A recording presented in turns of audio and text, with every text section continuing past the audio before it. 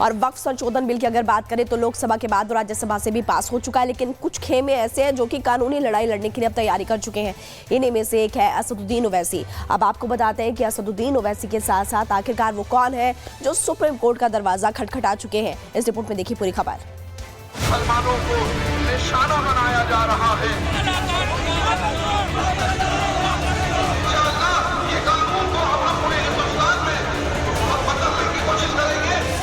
संसद में बने कानून से भला देश में अफरा तफरी का माहौल कैसे बन सकता है?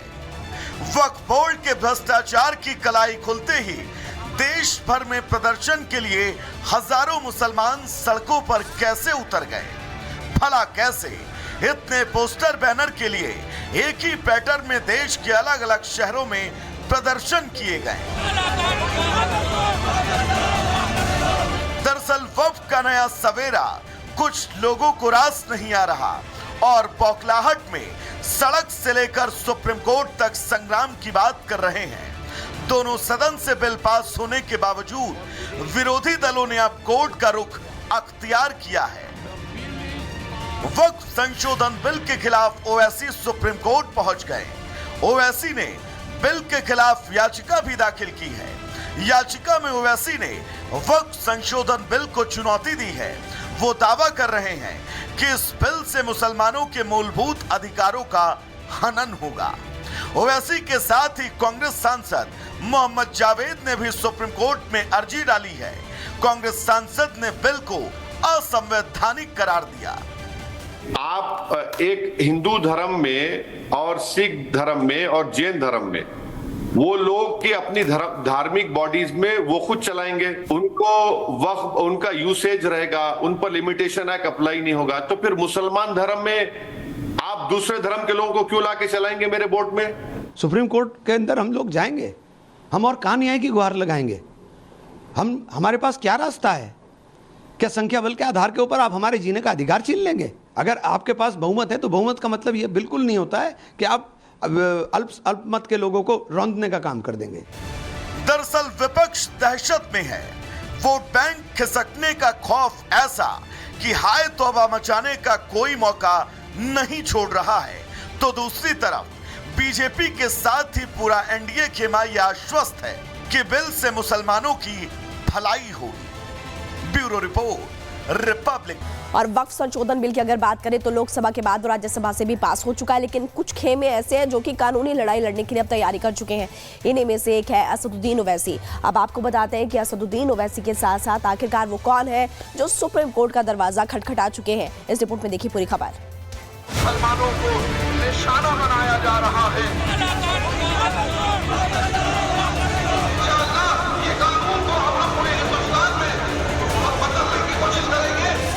संसद में बने कानून से भला देश में अफरा तफरी का माहौल कैसे बन सकता है? वक्फ बोर्ड के भ्रष्टाचार की कलाई खुलते ही देश भर में प्रदर्शन के लिए हजारों मुसलमान सड़कों पर कैसे उतर गए?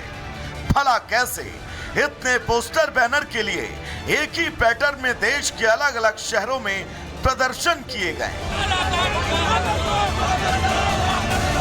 दरअसल वक्फ का नया सवेरा कुछ लोगों को रास नहीं आ रहा और बौखलाहट में सड़क से लेकर सुप्रीम कोर्ट तक संग्राम की बात कर रहे हैं। दोनों सदन से बिल पास होने के बावजूद विरोधी दलों ने अब कोर्ट का रुख अख्तियार किया है। वक्फ संशोधन बिल के खिलाफ ओवैसी सुप्रीम कोर्ट पहुंच गए। ओवैसी ने बिल के खिलाफ याचिका भी दाखिल की है। याचिका में ओवैसी ने वक्फ संशोधन बिल को चुनौती दी है। वो दावा कर रहे हैं कि इस बिल से मुसलमानों के मूलभूत अधिकारों का हनन होगा। ओवैसी के साथ ही कांग्रेस सांसद मोहम्मद जावेद ने भी सुप्रीम कोर्ट में अर्जी डाली है। कांग्रेस सांसद ने बिल को असंवैधानिक करार दिया। आप एक हिंदू धर्म में और सिख धर्म में और जैन धर्म में वो लोग की अपनी धार्मिक बॉडीज में वो खुद चलाएंगे, उनको वक्फ उनका यूसेज रहेगा, उन पर लिमिटेशन एक्ट अप्लाई नहीं होगा। तो फिर मुसलमान धर्म में आप दूसरे धर्म के लोगों को क्यों लाके चलाएंगे मेरे बोर्ड में? सुप्रीम कोर्ट के अंदर हम लोग जाएंगे, हम और कहां न्याय की गुहार लगाएंगे। हमारे पास क्या रास्ता है? क्या संख्या बल के आधार के ऊपर आप हमारे जीने का अधिकार छीन लेंगे? अगर आपके पास बहुमत है तो बहुमत का मतलब यह बिल्कुल नहीं होता है कि आप अल्पमत के लोगों को रौंदने का काम कर देंगे। दरअसल विपक्ष दहशत में है। वोट बैंक खिसकने का खौफ ऐसा कि हाय तौबा मचाने का कोई मौका नहीं छोड़ रहा है, तो दूसरी तरफ बीजेपी के साथ ही पूरा एनडीए खेमाई आश्वस्त है कि बिल से मुसलमानों की भलाई होगी। Bureau report, Republic. और वक्फ संशोधन बिल की अगर बात करें तो लोकसभा के बाद राज्यसभा से भी पास हो चुका है, लेकिन कुछ खेमे ऐसे हैं जो कि कानूनी लड़ाई लड़ने के लिए अब तैयारी कर चुके हैं। इन्हीं में से एक है असदुद्दीन ओवैसी। अब आपको बताते हैं कि असदुद्दीन ओवैसी के साथ साथ आखिरकार वो कौन है जो सुप्रीम कोर्ट का दरवाजा खटखटा चुके हैं। इस रिपोर्ट में देखिए पूरी खबर। मुसलमानों को निशाना बनाया जा रहा है। ये कानून को हम पूरे हिंदुस्तान में बदलने की कोशिश करेंगे। संसद में बने कानून से भला देश में अफरा तफरी का माहौल कैसे बन सकता है? वक्फ बोर्ड के भ्रष्टाचार की कलाई खुलते ही देश भर में प्रदर्शन के लिए हजारों मुसलमान सड़कों पर कैसे उतर गए? भला कैसे इतने पोस्टर बैनर के लिए एक ही पैटर्न में देश के अलग अलग शहरों में प्रदर्शन किए गए? दरअसल वक्फ का नया सवेरा कुछ लोगों को रास नहीं आ रहा और बौखलाहट में सड़क से लेकर सुप्रीम कोर्ट तक संग्राम की बात कर रहे हैं। दोनों सदन से बिल पास होने के बावजूद विरोधी दलों ने अब कोर्ट का रुख अख्तियार किया है। वक्फ संशोधन बिल के खिलाफ ओवैसी सुप्रीम कोर्ट पहुंच गए। ओवैसी ने बिल के खिलाफ याचिका भी दाखिल की है। याचिका में ओवैसी ने वक्फ संशोधन बिल को चुनौती दी है। वो दावा कर रहे हैं कि इस बिल से मुसलमानों के मूलभूत अधिकारों का हनन होगा। ओवैसी के साथ ही कांग्रेस सांसद मोहम्मद जावेद ने भी सुप्रीम कोर्ट में अर्जी डाली है। कांग्रेस सांसद ने बिल को असंवैधानिक करार दिया।